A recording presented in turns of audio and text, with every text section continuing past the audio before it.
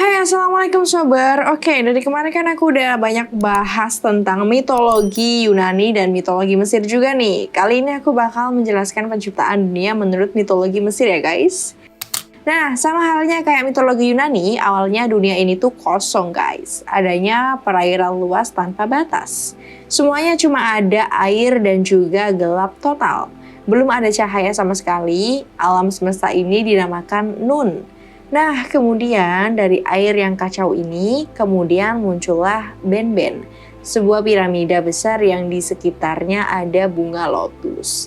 Bunga lotus itu bisa mekar guys. Nah, ketika mekar dia menghasilkan dewa Ra, dewa matahari mitologi Mesir, yang tadinya gelap gulita, sekarang ada cahaya. Dewa Ra kemudian menghasilkan dewa generasi yang pertama. Anaknya adalah Su, the god of the air atau dewa udara, dan Tefnut, the goddess of the rain, dewa hujan. Jadi anaknya tuh laki-laki sama perempuan. Kedua anaknya tuh kepo nih sama luasnya lautan. Maka mereka berdua menyelam ke dalam lautan untuk menjawab kekepoan mereka. Seberapa besar sih lautan ini? Mereka penasaran banget pengen tahu kedalaman lautan itu. Mereka berdua izin dulu nih guys sama bapaknya, Dewa Ra. Nah, ketika udah dikasih izin, mereka berdua langsung nyebur ke dalam lautan itu. Mereka berdua di sana tuh lama banget guys, sampai bapaknya khawatir. Dewa Ra berpikir kalau mereka berdua tuh udah mati. Jadi Dewa Ra gak bisa lagi ketemu sama mereka. Nah, maka dari itu Dewa Ra mengutus utusan terbaiknya untuk mencari anak-anaknya. Utusan Dewa Ra akhirnya menemukan Su dan Tefnut dan membawa mereka kembali ke hadapan ayahnya. Nah ini guys yang mungkin kalian gak tahu. Saking senengnya anak-anaknya bisa balik, Dewa Ra meneteskan air matanya. Dan dari air mata Dewa Ra itulah tercipta manusia. Setelah beberapa saat, Su dan Tefnut menghasilkan keturunan yaitu Geb Dewa Bumi dan Nut Dewi Langit. Dengan demikian, bumi dan langit diciptakan dan itu menjadi tempat tinggal para manusia. Kemudian Dewa Ra menjadi pemimpin alam semesta. Dia menjadi penguasa dan dianugerahi gelar The First Fir'aun atau Fir'aun pertama.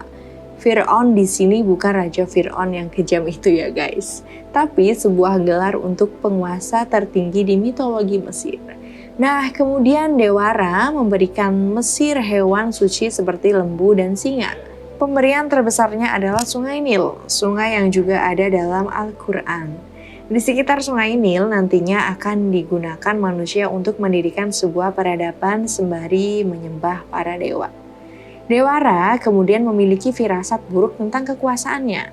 Jadi akan ada cucu dari Dewa Nut dan Geb yang nantinya bakal mengakhiri Dewa Ra sebagai penguasa paling tinggi itu. Dari firasat itulah Dewa Ra kemudian melarang anaknya yaitu Dewa Geb, Dewa Bumi, dan Nut, Dewa Langit untuk memiliki anak. Tapi Dewa Bumi dan Dewi Langit itu nggak mendengarkan ayahnya. Sehingga dari mereka berdua tuh lahirlah 4 anak. Anak-anak mereka adalah Osiris, Isis, Set, dan juga Nephthys. Mereka berempat adalah anak-anak yang kuat. Mereka adalah Dewa Primol yang juga disebut sebagai Inet. Osiris, Isis, Set, dan Nephthys menggulingkan kekuasaan Ra. Kemudian Osiris dipilih sebagai dewa yang paling berkuasa. Tapi kekuasaan Osiris ini nggak aman karena saudaranya. Set juga menginginkan posisi sebagai dewa yang paling berkuasa dan juga mengincar gelar Fir'aun. Nah, dari sinilah kemudian kisah tentang dewa dan dewi Mesir pun dimulai. Cekidot. Osiris jadi penguasa alam semesta dan mengambil Isis sebagai istrinya. Osiris mulai menjadi penguasa dengan baik. Dia menjadikan wilayahnya makmur dan subur. Tentunya masyarakat di sana akan menjadi senang. Osiris membawa peradaban kepada manusia yang sampai saat ini hidup dengan sangat primitif. Dia mengajari mereka pertanian, menenun, dan membuat roti. Nah, yang paling penting, dia memperkenalkan hukum yang akan menertibkan manusia, biar nggak terjadi kekacauan. Di bawah pemerintahan Osiris, peradaban itu mulai berkembang nih guys. Tapi seperti yang udah aku jelasin tadi, kalau saudara dari Osiris yaitu Set menginginkan kekuasaan itu. Dewa Set adalah God of War atau dewa perangnya mitologi Mesir.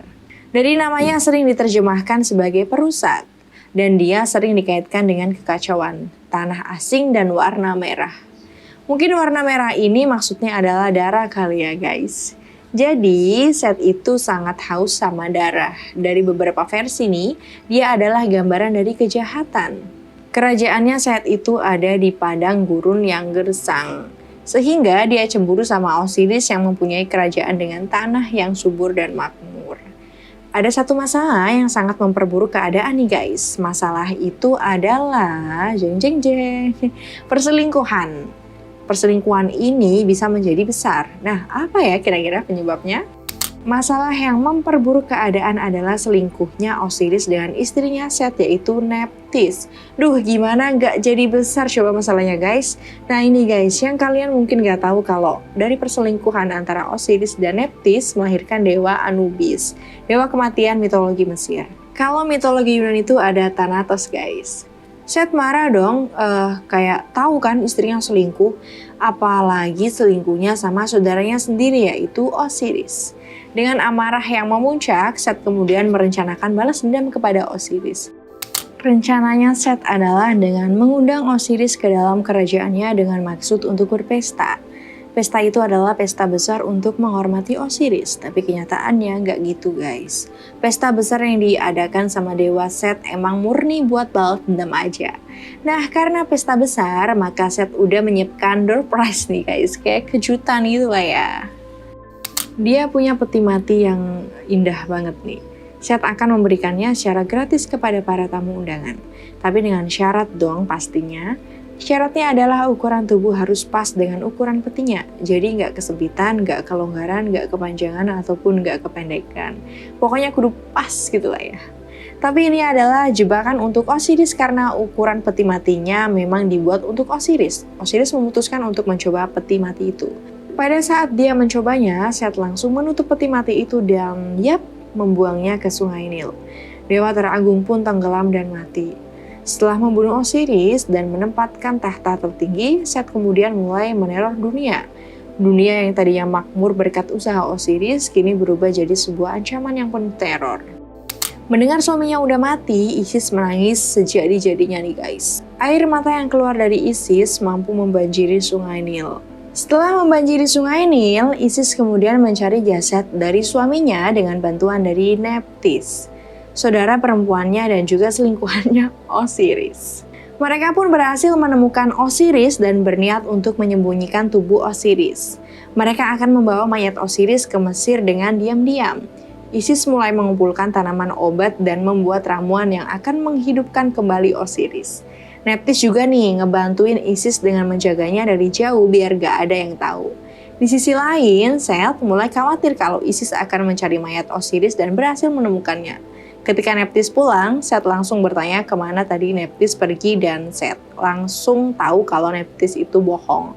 Seth juga langsung tahu di mana Osiris disembunyikan. Lalu dia pergi ke sana dan menemukan peti mati itu. Hal itu membuat Seth menjadi lebih marah. Amarahnya sampai pada puncaknya. Jadi dia menghancurkan peti itu kemudian memotong-motong Osiris jadi 42 bagian. Wow, mutilasi nih guys, nggak boleh nih. Dan dia menyebarkan potongan mayatnya ke seluruh Mesir biar Isis gak bisa menemukan potongan tubuh itu. Ketika Isis kembali ke tempat Osiris yang lagi disembunyikan, dia sangat kaget. Isis menemukan peti mati yang hancur dan mayatnya hilang. Dia berlutut dengan putus asa dan menangis. Nephthys juga merasa bersalah. Dia kemudian memberitahu Isis apa yang sebenarnya terjadi. Gak hanya itu, dia juga menawarkan bantuan untuk menemukan bagian-bagian Osiris yang disebar oleh Seth. Nah, akhirnya mereka berdua berhasil mengumpulkan potongan-potongan badan Osiris guys, tapi potongan itu kurang satu.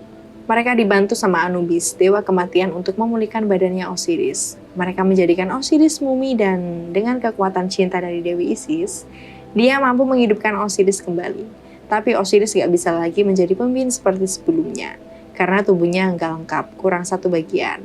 Osiris pun menjadi penguasa dunia orang mati, penguasa underworld sama halnya kayak Hades dari mitologi Yunani. Osiris dan Isis sebenarnya punya anak namanya Horus, dewa burung yang terhubung langsung dengan langit, matahari dan kekuatan ilahi surga. Horus juga bersumpah akan mengalahkan Seth dan merampas kembali kekuasaan ayahnya. Horus sudah diramalkan akan memerintahkan langit dan akan membawa cahaya kembali ke Mesir dan mengakhiri kegelapan yang udah dibawa sama Seth. Perselisihan tersebut dinilai oleh pengadilan para dewa dengan Geb sebagai hakimnya. Mereka lah yang akan memutuskan siapa yang berhak memegang kekuasaan. Perselisihan antara Set dan Horus pun dimulai nih. Jadi, Set tuh kayak mengusulkan tantangan sama Horus. Tantangan itu berupa keduanya harus berubah menjadi kuda Nil dan keduanya harus terendam selama 3 bulan. Horus memanfaatkan ibunya, Isis, agar kesempatan ini digunain untuk membunuh Set. Tapi, sang dewi justru menaruh simpati kepada Set. Mungkin karena masih satu darah kali ya guys, makanya gak berani. Mendengar jawaban ibunya kayak gitu, Horus justru yang kehilangan kendali. Dia dengan muka yang marah kemudian menebas kepala ibunya sendiri. Gila, jangan ditiru guys, jangan. Tapi tenang guys, walaupun udah dipenggal sama anaknya sendiri, Isis berhasil selamat. Keselamatan Dewi Isis merupakan bantuan dari Dewa Thoth, dewa kebijaksanaan yang membantu Isis. Jadi Dewa Thoth itu mengganti kepala Dewi Isis yang udah dipenggal dengan kepala sapi. Perselisihan antara Horus dan Set berlangsung bertahun-tahun. Gak capek-capek Horus buat dapetin apa yang udah jadi haknya. Puncaknya terjadi ketika mereka lagi bertempur di gurun. Set berhasil mengambil mata Horus, namun berkat bantuan Dewi Hathor, Dewi Cinta, Horus pun mendapatkan kembali penglihatannya. Nah, dari situlah pengadilan para dewa menuntut buat diselesain secara baik-baik aja. Gak usah musuh-musuhan apalagi sampai gelut-gelutan gitu. Nah, di sini Set berpura-pura baik. Dia mengundang Horus untuk datang ke pestanya. Pada saat malam tiba, Set mencoba melukai mental Horus dengan melecehkannya biar dia merasa gak pantas untuk jadi penguasa. Tapi, Horus berhasil membela diri. Dia berhasil menangkis benih Set.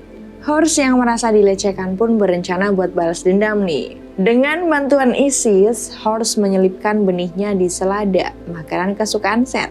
Kemudian selada itu pun dimakan oleh Set. Set yang keracunan mulai bertingkah aneh di depan semua orang. Benih itu kemudian tumbuh menjadi golden base atau piringan emas yang muncul di dahinya Set. Dewa Thoth meraih piringnya itu, kemudian menancapkan di kepalanya sendiri. Set udah dipermalukan sama Horus. Setelah 80 tahun berselisih, pengadilan para dewa memutuskan memberikan tahta atau kekuasaan kepada Dewa Horus. Isis menjadi sangat bangga kepada putranya. Nasib Set sekarang adalah bepergian bersama Ra, dan teriakannya didengar sebagai guntur atau petir. Kekuasaan Horus atas Mesir pun dimulai dan Fir'aun berikutnya adalah anak-anak dari si Horus. Nah, oke guys, jadi segitu dulu ya cerita tentang penciptaan dunia menurut mitologi Mesir. Semoga video ini bisa bermanfaat buat kalian dan menghibur kalian lah ya. Sebenarnya ada versi banyak mengenai cerita ini. Jadi kalau kalian mau menambah versi yang lain, kalian boleh banget ya komen di bawah. Aku Putri Diana dan see you next video.